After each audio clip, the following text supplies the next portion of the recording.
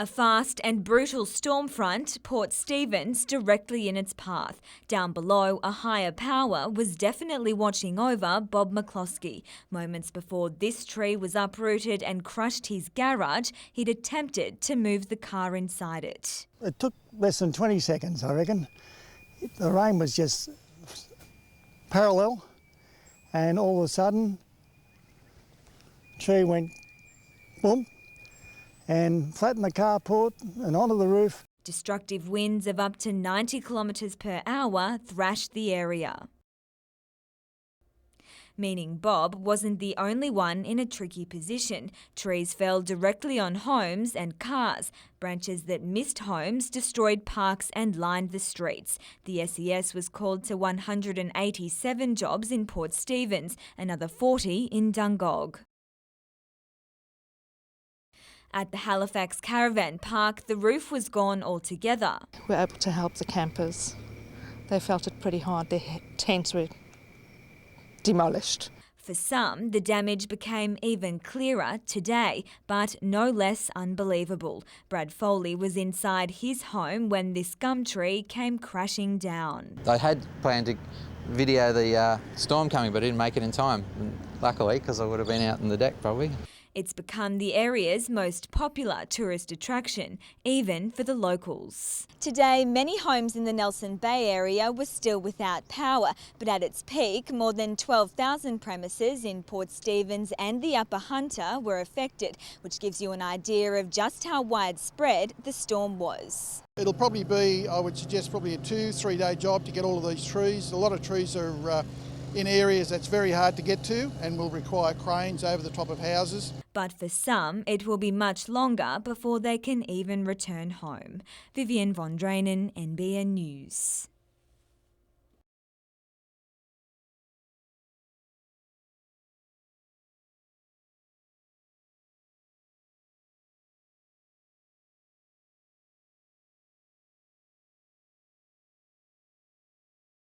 They're very committed to getting it in place, but the Members Club just wants to make sure that it does happen well before the 31st, as that is an expiry date.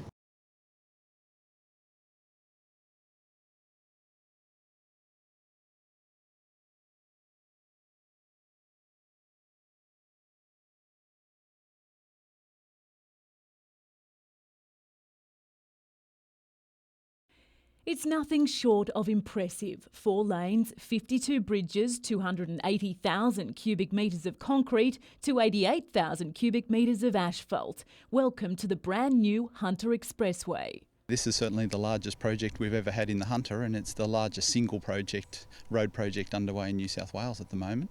After 3.5 years and 10,000 workers, the prized piece of the Hunter's infrastructure puzzle is about to open. The 40-kilometre stretch winds from West Wallsend to just west of Branxton. But you have to go off the beaten track to get a true appreciation of just what an engineering feat it has been. This is the view underneath one of the largest bridges, seemingly floating 42 metres above the valley floor. Those bridges were actually built with a balanced cantilever method. That's basically their big box sections, and we built them off-site and bought them in pieces.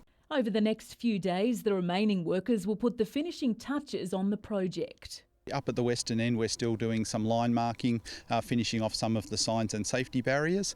A dedication ceremony will be held with officials on Friday before a community morning and the first traffic on Saturday. Kate Haberfield, NBN News.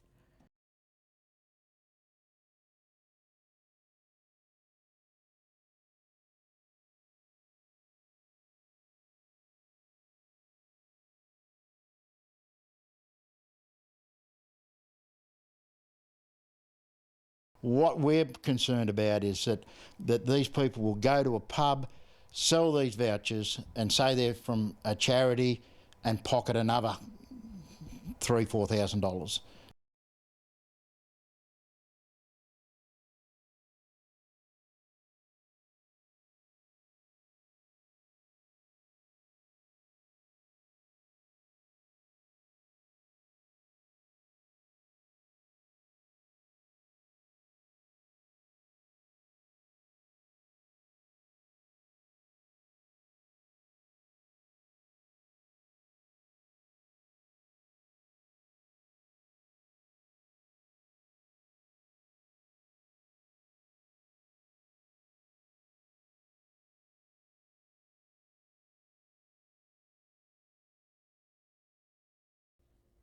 We're a nation surrounded by water where swimming is a way of life. That's why Reza Tawun wanted to join swimming classes funded by Newcastle Council and STARTS, an organisation providing rehabilitation to torture and trauma survivors.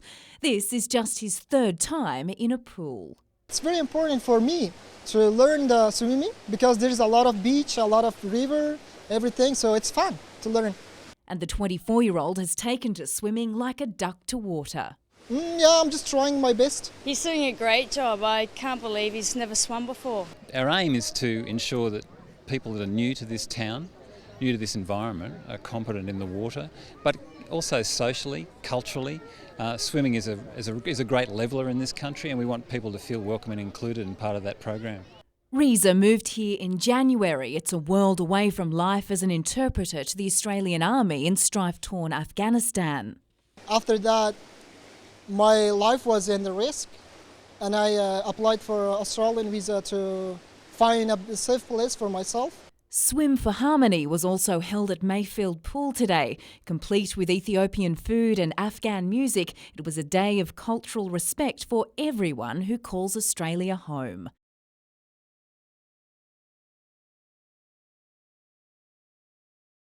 Bill Groves has the moves, and at age 87, he's something of a poster boy for the benefits of active living. I'm having the time of my life. Today, Bill was among a group of 150 residents, staff and supporters at Uniting Care's Garden Suburb Aged Care Facility to get their groove on.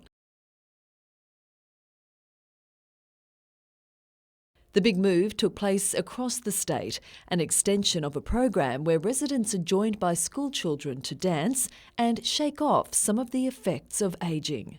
I love doing it, yeah. Why? Oh, it's just a bit of fun, a bit of exercise. About trying to keep us energised, keep the body moving, keep the mind active, and hopefully slow down the effects. Everyone here is encouraged to take part, and most do, even if it's just small steps. Today's event was to raise awareness and funds for dementia services, but most of all, it was about having a good time. The colour and the atmosphere and having the kids involved from the school gives more meaning and purpose to people's everyday lives.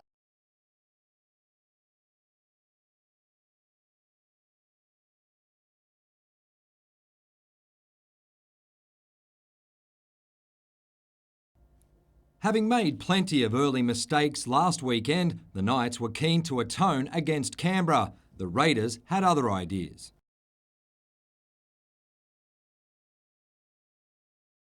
With Darius Boyd out injured, Matt Minto made his NRL debut at fullback. His pass set up the Fijian flyer for the Knights' reply. The teams then traded tries before former Knight Joel Edwards got reacquainted with Chris Houston. In a seesawing contest, the home side grabbed the upper hand inside the final 15.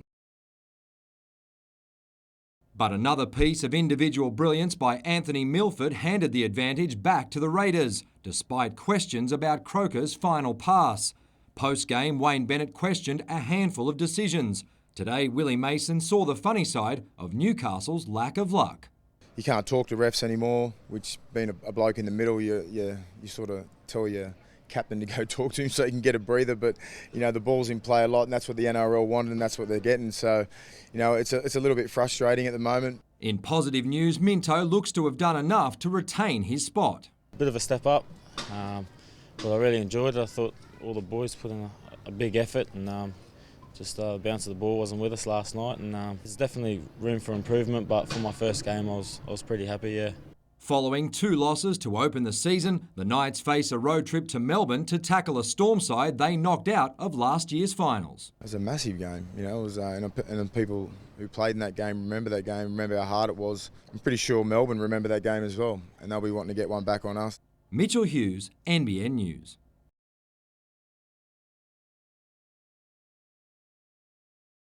He's attracted recent interest from a German club, but against the Mariners, Mark Birighitti had a night he'd rather forget.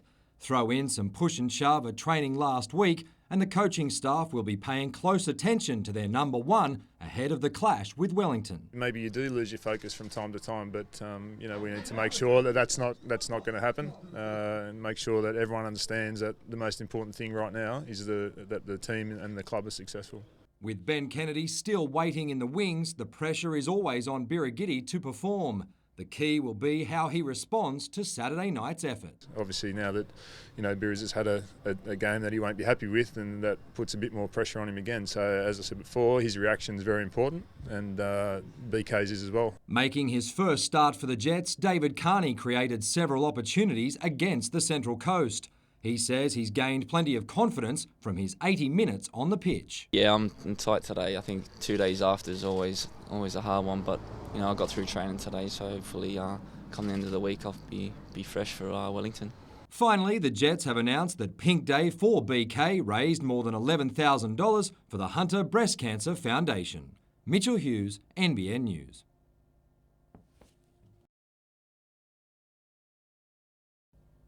Following a big win over Norths in the grand final, the entrance was out to prove 2013 was no fluke. Sam Coonan was a constant threat, eventually taking the score to 4-0. A scrappy goal by Luke Witchard put the result beyond doubt. At the other end, Ryan Johnston was denied by a great save from Mick Tweeds. Just for good measure, the defending champions added another, finishing off a resounding win. To AFL, and the Cardiff Hawks have won their second straight pre-season Tablelands Cup in Armidale. With the likes of AFL draft hopeful Bo Heaney putting on an impressive display. The Hawks beat the Coffs Swans by 4 goals in the final, but the coach believes there's work to be done ahead of their Black Diamond season opener against Warners Bay on April 5. We've just been trying to work into the season and get our structures right, so we executed pretty well, just a bit scrappy obviously being this early in the season. On the Gold Coast, the Merewether Surfboard Club tackled some epic conditions to win the 30th Kira Teams Challenge. And finally, on the Central Coast, Murray Davies from Caves Beach took gold in the 45-49 ski final at the State Surf Lifesaving Masters. It's pretty hard work, but lucky enough I picked up a bit of a wave on the back end, gave me a bit of breathing space. Mitchell Hughes, NBN News.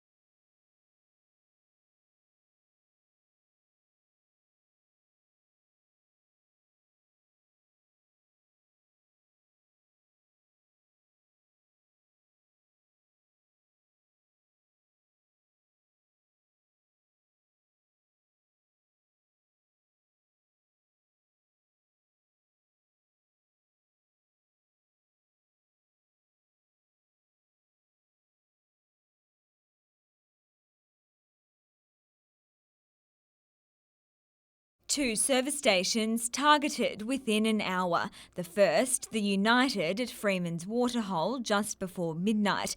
2 men entered the premises, threatened the employee and demanded cash. One was armed with what we believed to be a firearm, the other was armed with a knife.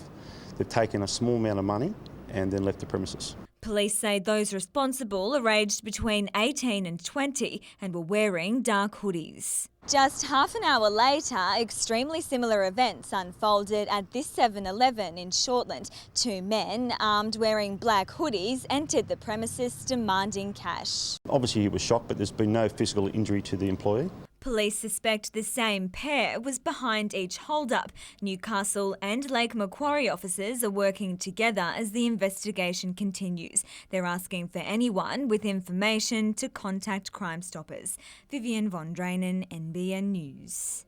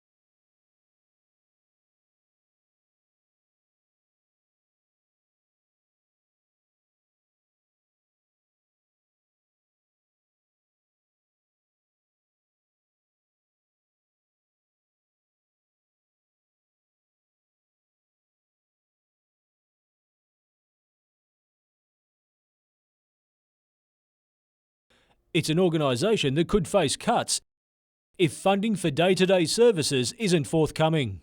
Our support measures to the sheds would cease, which would jeopardise a lot of the sheds. This tiny office in Windale is the control centre, offering management assistance to men's sheds across the country. We've got 1,050 sheds around Australia. We have 4 staff servicing those sheds. We need to expand. We need to get more personnel out there to provide direct assistance to the sheds on a one-on-one basis. But soon the sheds could be the ones in need. The organisation's existing federal government service contract finishes in June. The rapid growth of sheds that we've instigated, we've made the process of establishing a shed so much easier and cheaper to do. We've become a bit of a victim of our own success. Federal member for Shortland, Jill Hall, is leading the charge for a bid for $15 million needed to maintain and expand the movement for the next 4 years. I'd like to call on the government to give ongoing support to the Windale Men's Shed, particularly at this time when they're looking at increasing their operations. While just down the road, it's business as usual. The current position isn't lost on these men. It'll be devastating. You'll have a number of people will have nowhere to go. Michael Kane, NBN News.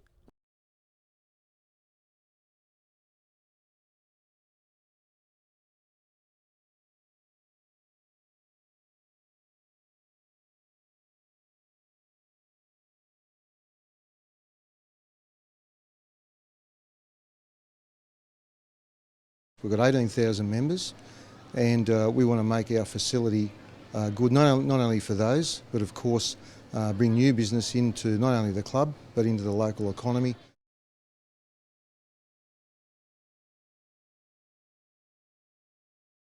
Like a scene from yesteryear. This week, Dungog is taking a step back in time as it hosts the country's National Tractor Trek. Heritage and keep the thing going, and you'll find the majority of them have been farmers and they had their pet tractors and they've been sold off, and then they go around and try and find that tractor and get it done up. The small town, in conjunction with the Hunter Valley Vintage Farm Machinery Club, won the right to stage the event, and it's attracting quite the following. One of them from Western Australia is flying in today on a lone tractor. There's a chap from Tasmania that's brought his tractor up, and all over the state and country mainly. One enthusiast has even travelled all the way from the UK. I couldn't refuse the invitation. Well, it's the kind of thing that money can't buy. It's the stuff I used when I was younger. I've got tractors at home, old tractors like these. From tomorrow until Saturday, a full program is planned, including 3 treks across the region. The main thing is the procession on Saturday, and then all the events. Everybody will come back here and the tractors will be in the ring for people to look at. Christy Reading, NBN News.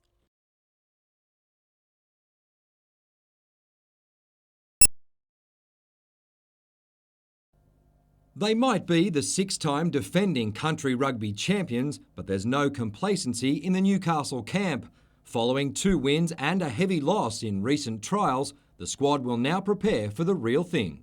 We're focused on our first game in Central North. They've been very dominant in all their trials. We know what we're going to get with them. They're a very physical, very big team, and they're looking to stop us. New South Wales country forward Dylan Evans is a major concern following the clash with the Central Coast. He's got scans today, but he's got quite a serious ankle injury by the look of it, and Farga Lalaga is in another ankle, but we're going to give them every chance to get to Mudgee. With experienced campaigners such as Dan Kevill, Peter Bakarich, Mark Wade and skipper Steve Lamont, Newcastle will start as favourites when the tournament begins on March 29. Beckett says 2013 sensation Orvasa Faleali'i has been training the house down, while Christensen brothers Ben and Marcus have also impressed. Their development in the last 12 months at Wanderers has been exceptional, and they've raised the bar, and they get an opportunity on this stage, and they need to step up to it. Mitchell Hughes, NBN News.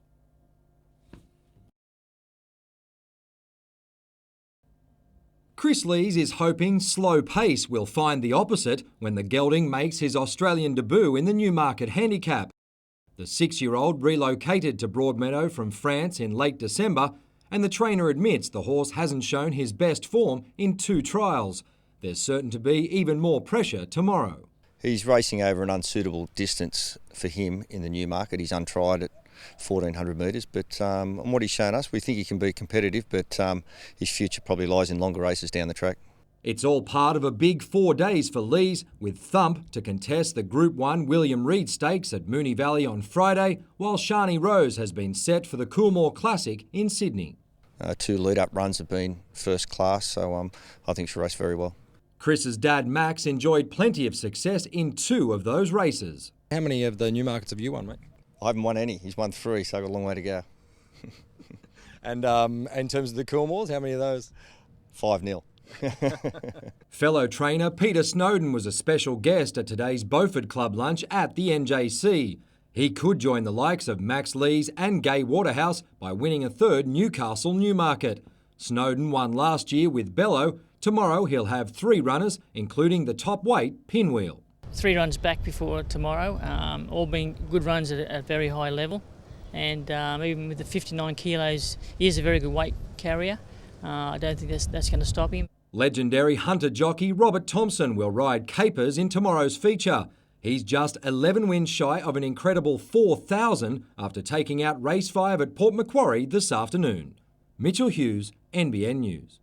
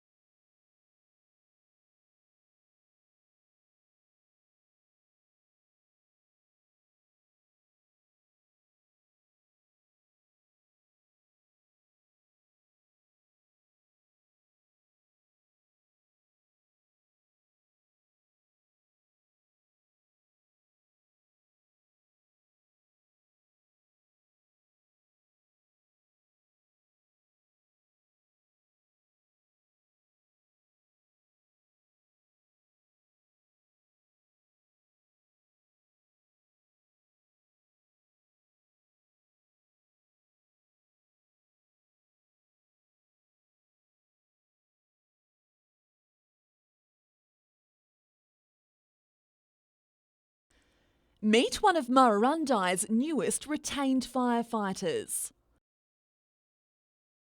Pranitha Golly is one of the small town's pharmacists and answered a call for help to keep the local fire station open. It's because the next fire station is like 40 kilometers away.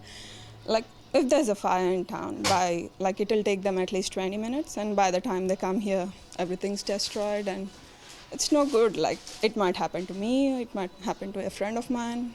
Last year it was revealed New South Wales Fire and Rescue spent around $600,000 over budget just to keep the Murrundi station open. We don't want to be the town in New South Wales to be the first to close its fire station.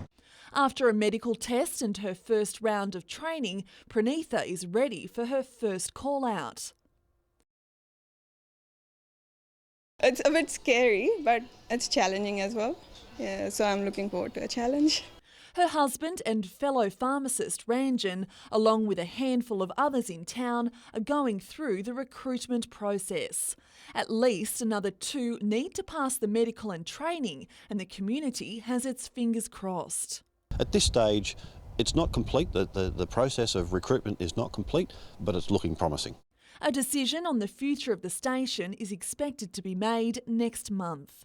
Christy Reading, NBN News.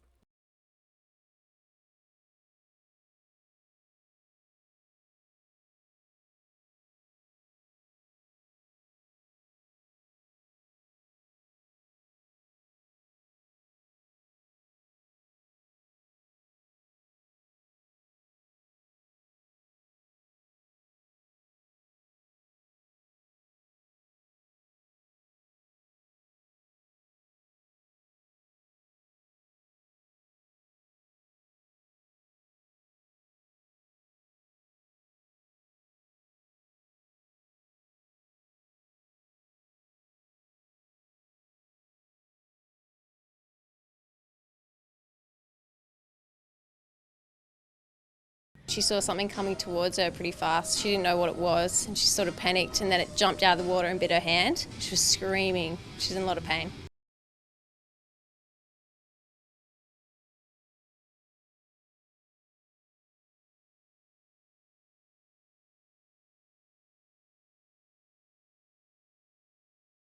It's the rise of the rabbit.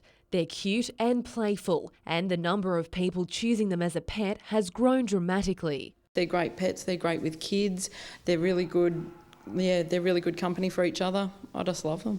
But rabbits across New South Wales are facing a hurdle, with the state government releasing the deadly calicivirus in Sydney. It's a move aimed at controlling the wild rabbit population. The disease spreads through contact with infected rabbits and insects. Gets into the rabbit, causes damage to the little blood vessels, and the rabbits develop a fatal hemorrhage that occurs all throughout their body. There's every chance the virus could spread to the hunter, so to ensure your furry friend is protected, you need to have them vaccinated. A step Jo Freeburn has already taken to ensure her 4 rabbits have the best chance at a long and happy life. I just worry that it's a horrible disease, the calicivirus, when they do contract it, and these little fellows are part of my family and I just want them to be protected. It's a disease that is untreatable once they contract it and invariably fatal, and so a vaccine provides perfect protection, and it's really important. The virus will be released sometime before early April. The vaccine needs 10 days to take effect, so rabbit owners are being encouraged to vaccinate their pets by the end of this week. Emma Murphy, NBN News.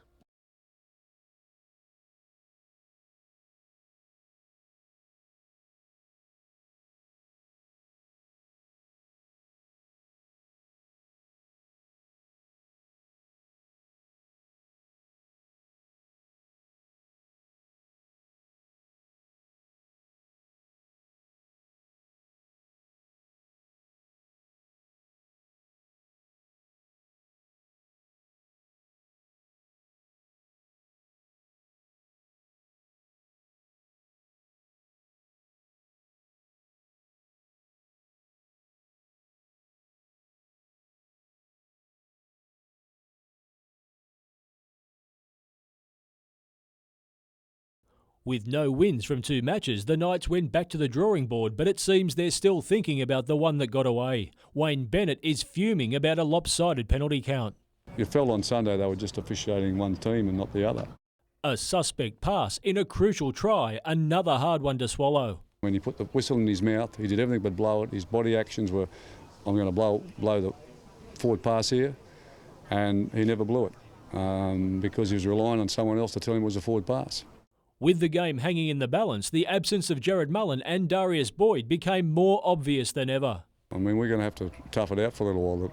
The real talent sitting on the bench, and 2 players that can get that game and put it away for us. Melbourne is Newcastle's next hurdle, and the Knights are hoping to repeat the success from last season, which ended a 9-year hoodoo.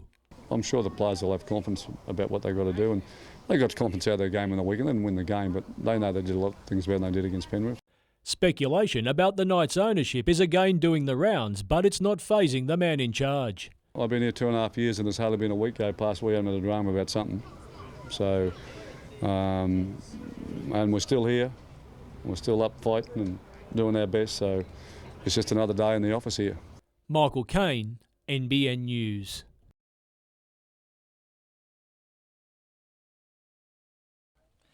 He'd come all the way from France for a look at beautiful Broadmeadow, but it was a question of whether the horse called Slow Pace would be able to keep up and give trainer Chris Lees his first win in the Newmarket. You always want to win big races on your home track, so this will be a great thrill. It'll be the shortest distance he's ever run over, so if he can be hitting the line over the last 200 metres, we'd be very excited. He'd have to chase down the Gay Waterhouse trained Rain Drum and the Melbourne visitor, Strawberry Boy. Strawberry Boy, owned by John Singleton, would start the favourite. Most of the money's been on the 4, Strawberry Boy. But as always in racing, anything can happen on the track.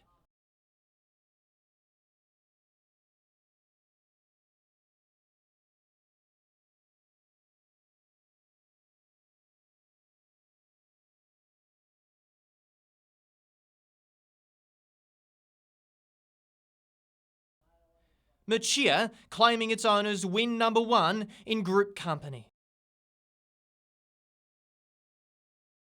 We were a bit awkwardly placed at the back of the field, and I was a bit lucky.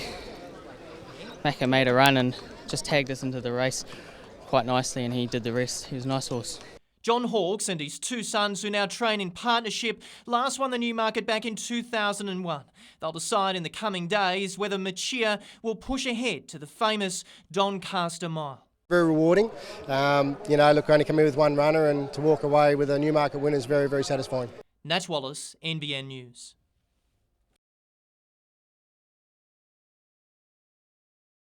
After making it all the way to the biggest game of the season, the Jaffers just couldn't deliver the killer blow. Everyone said, we weren't expected to win it, but, once you're there, you want to win it, and it doesn't make anything any easier, like it's the grand final, we were there. That loss has the side more determined than ever and armed with an influx of arrivals. There's the experienced Peter McPherson from Lakes, who'll add starch to the midfield alongside Job Wheelhouse. Brothers Dino and Dennis Fajkovic and former Joey Luke Remington will also add depth, while former Edgeworth goal poacher Alex Palozzi will look to cause havoc up front alongside John Majerowski. But it's Cale Bradbury, who was recently cut by the Newcastle Jets, who could be the signing of the season. He fits what we want to do. We want a young team. He fits in that category, and he's just a professional player that we'll try and help him get back into the Jets program if we can. And Bradbury himself has taken the disappointment in his stride. Yeah, I've definitely got a point to prove, but I'll just go out and enjoy my football and see what happens from there.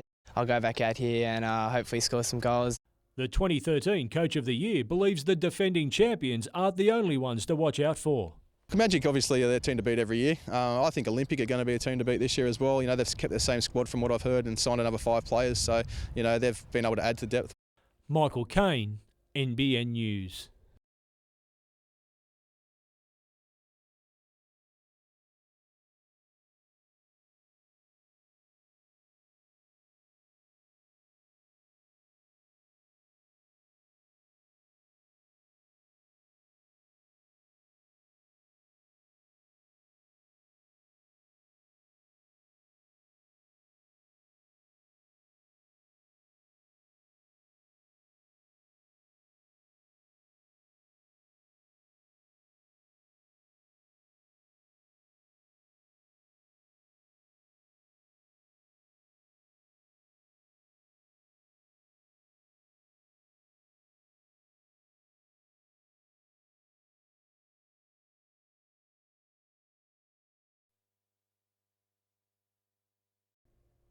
It was a terrifying night for a Cameron Park family in what appears to be a targeted attack.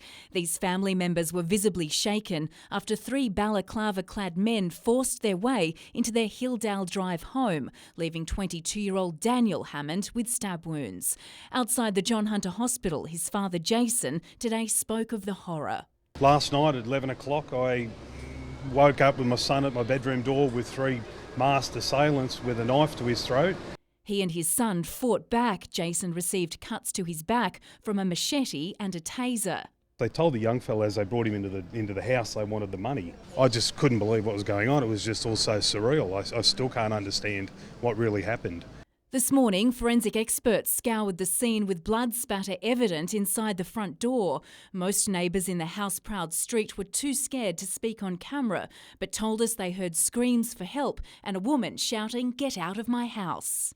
My partner was home and he was sitting on the back deck and he heard like rustling and yelling and screaming, and the lady just called out, "Help, someone call the police." He said it was pretty scary and pretty intense, yeah. Another neighbour who didn't want to be identified said that she walked out of her house and saw 3 men bolt down this street, one carrying a large item. Within 2 minutes, 9 police cars had arrived. Detectives today interviewed witnesses as they search for the men. They've been given descriptions of 3 of the offenders, one of Pacific Islander appearance. Through the fight and the wrestling we got their masks off and we got a good look at all of them, but didn't recognise any of them. Daniel is listed as serious but stable and underwent surgery today. Jane Goldsmith, NBN News.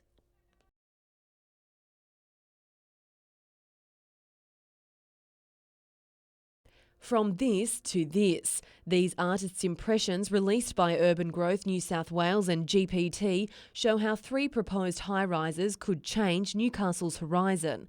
A look the city's business community is sold on. I'm over the moon with it. I mean, being around in Newcastle for a long, long time in business and seeing it on the highs and on the very lows, we can see now that this is a great future for Newcastle, and it's just what we've been waiting for and praying for a long time, and it's all going to come into fruition. It's something that's really going to transform the inner city. 3.5 years have passed since GPT pulled the plug on its $600 million CBD redevelopment. Now the city's next phase is unfolding, with a concept design revealing high-end retail and an entertainment precinct. Well, we asked the question and we're sort of saying, and they're saying, you know, hopefully 2016, 2017 is the period that they're sort of working towards. The city's charm will remain, with heritage features of the old David Jones building and Masonic Hall to be preserved. That is a significant part of the appeal of the inner city, and that's the sort of thing that's going to bring people back to the mall and back to the CBD. A community briefing session will be held with residents tonight, some concerned they'll lose harbour views. I don't think that anyone that understands the design would really come away thinking it's a negative. Emma Murphy, NBN News.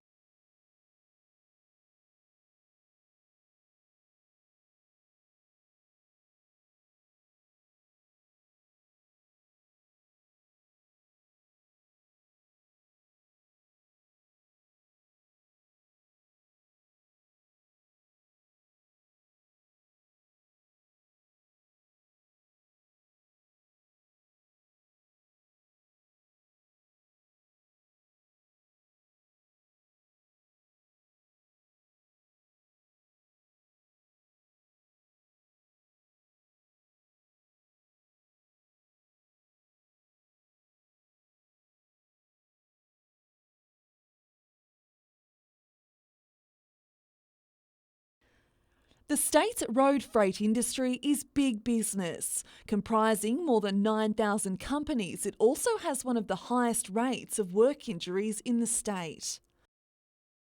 Loading and unloading vehicles has been identified as the major cause of injury and illness in the industry.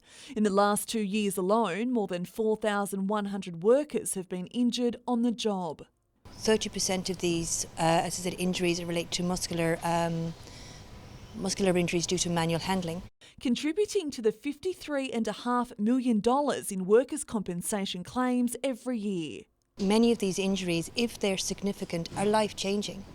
And if you've got a significant musculoskeletal injury and your job is an off-sider delivery driver, that can completely impact on your ability to stay within the industry.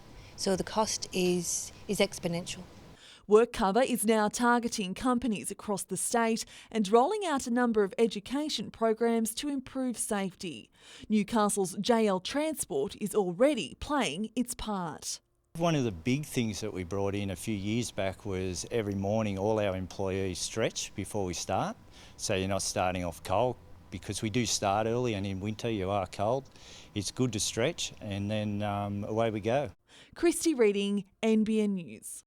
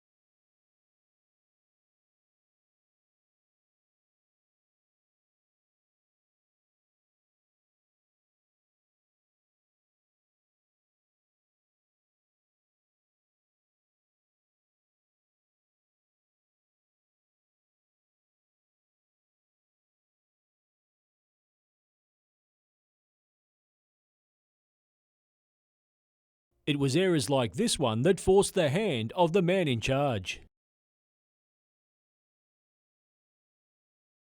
Ben Kennedy will come into the starting team. A turbulent few weeks which involved a training ground spat in different form, as well as the pressure of having a German Bundesliga club assess a possible transfer, seems to have caught up with the 21-year-old. The situation that he found himself in several weeks ago, and you know, it's tough for a boy to be playing football with pressure of the final series around the corner, but also with a big European club looking at you. He's obviously upset by the news. Despite the axing, Zane believes the future is still bright for Birighetti. I don't think it will hurt his chances for national teams or for future moves overseas. But from one man's anguish comes opportunity for another. Ben Kennedy has been patiently biding his time as the club's number 2 shot stopper, and this Saturday his time will come again. He's worked hard throughout the course of the year, and I think now it'll be his time to hopefully stand up and shine. The Jets haven't beaten Wellington at home since 2010, and with a team needing 3 points to keep their finals dream alive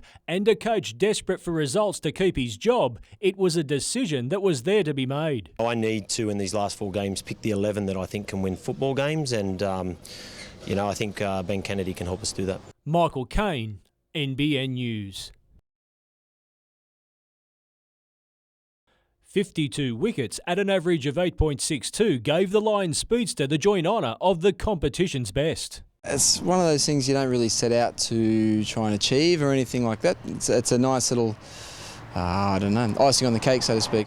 After taking a step back from first-class cricket 2 seasons ago, terrorising local batsmen has been his mission. I still get frustrated in terms of cricket because I'm an idiot and I'm a fast bowler and that's what happens, but I've learned to relax a little bit more. Merriweather have already won the 2020 one-day and under-23 competitions as well as the club championship, but now the focus is capturing the 2-day title and a slice of history. I don't think anyone's done that in Newcastle before. We play to win, so that's our thing. We've got a big challenge on Saturday and Sunday with Charlestown. And the Lions are confident leading into the semi-final after defeating Charlestown in the one-day final last weekend. But the Magpies captain believes his side can turn the tables on that result. We didn't front up there last Sunday well enough, but we're confident we know what we did wrong, and we've talked about that, and we're confident we can step up to the mark this week. You know, we've got plenty of guys there that can win the game. Meanwhile, Western Australia and former Merriweather quick Michael Hogan was last night named in the Sheffield Shield All-Star side. Michael Kane, NBN News.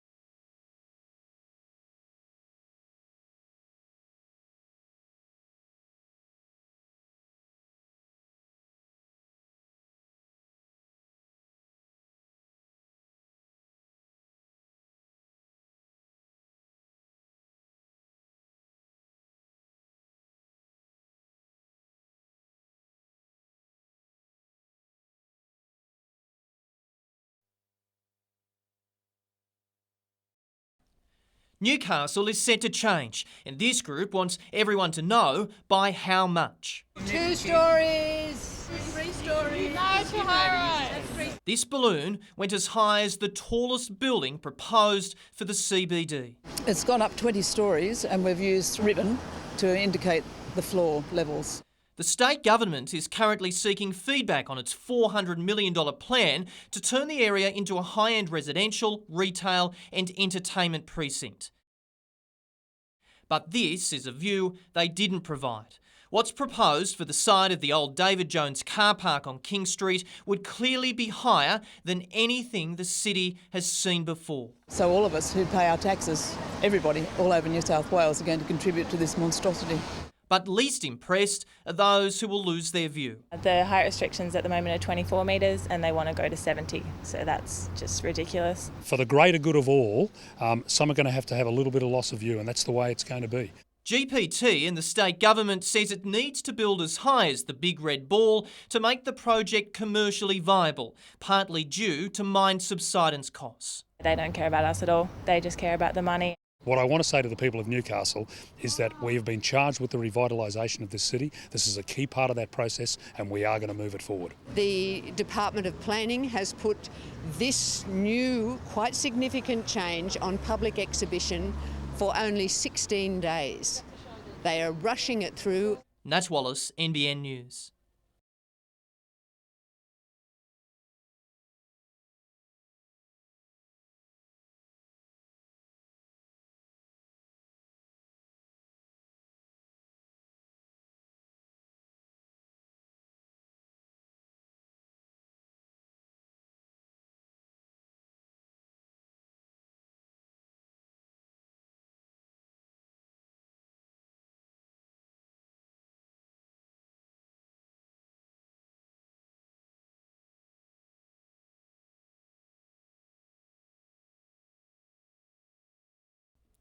Reece Walker moved into his garden suburb home 9 years ago to start a family. Now he claims life, as he knows it, is about to change. Let's face it, who wants to live across the road from a childcare centre?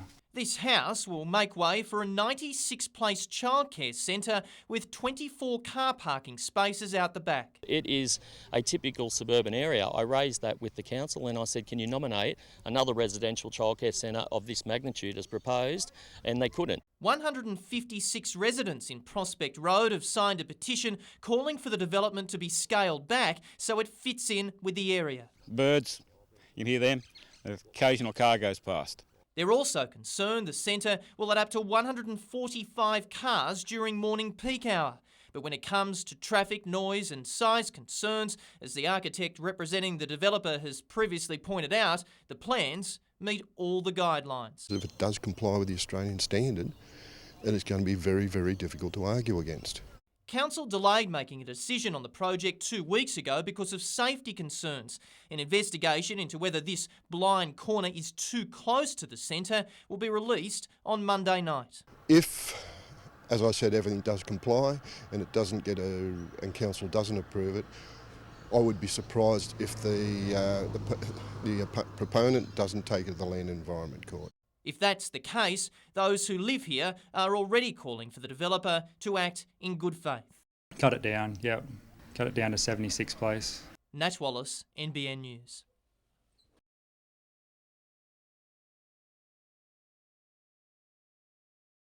In 2011, this is what met State Roads Minister Duncan Gay on his first visit to the site of the Hunter Expressway.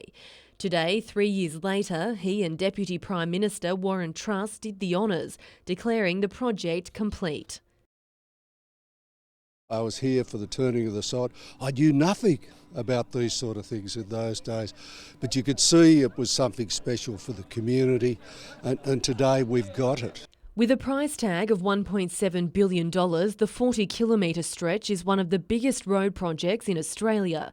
It will cut around half an hour off a trip between Newcastle and the Hunter Valley and take thousands of trucks off local roads within towns. This will certainly boost industry, it provides opportunities for the area to grow and expand, and will certainly smooth the traffic flow. The Deputy PM also announced the government will soon consider funding for other road projects, one of which may be the Hexham bypass linking the M1 with the Pacific Highway. We've made a commitment to the Scone bypass, but I know that there are other projects also underway, in some instances with planning already being undertaken.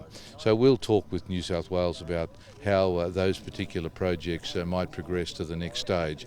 Tomorrow morning, the community is invited to walk or ride on the expressway before it opens to traffic in the evening. Emma Murphy, NBN News.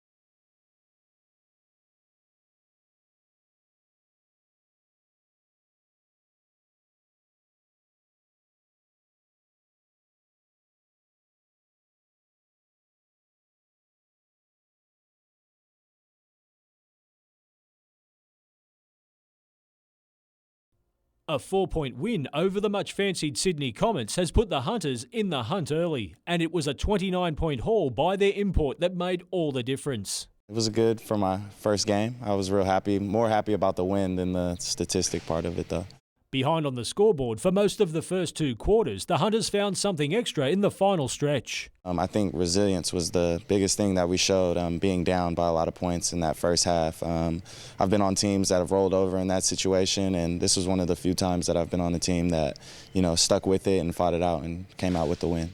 The big test will be this weekend when they line up against the defending champions Manly. But with Steve Davis serving a 2-week suspension and the experienced Adam Melmoth and John Howe unavailable, the task will be difficult. I think the character of a team really is determined by when you're faced with adversity, not when, things are going well. So. Meanwhile, the women's Hunters are looking to get off the mark in the win column, and there were encouraging signs last week despite the 4-point loss to the Comets. We really surprised ourselves, and I think we surprised our opposition as well. We played great as a team. Our first hit out, we were pretty happy with how we went, so we just want to pick up from where we left off. Michael Kane, NBN News.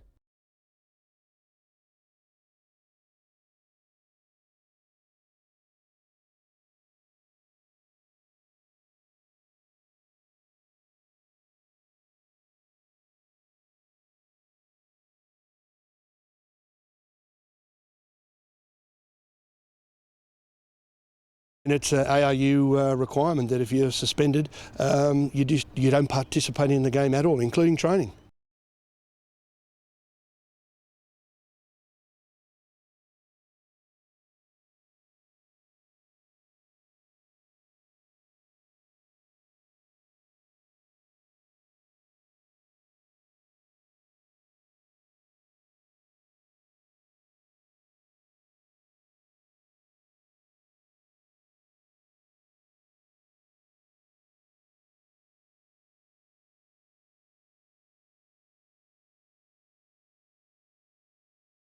Form dictates who gets chosen to play, and Beers didn't have his best game last week, and BK's going to get his chance. So we're confident BK can do the job.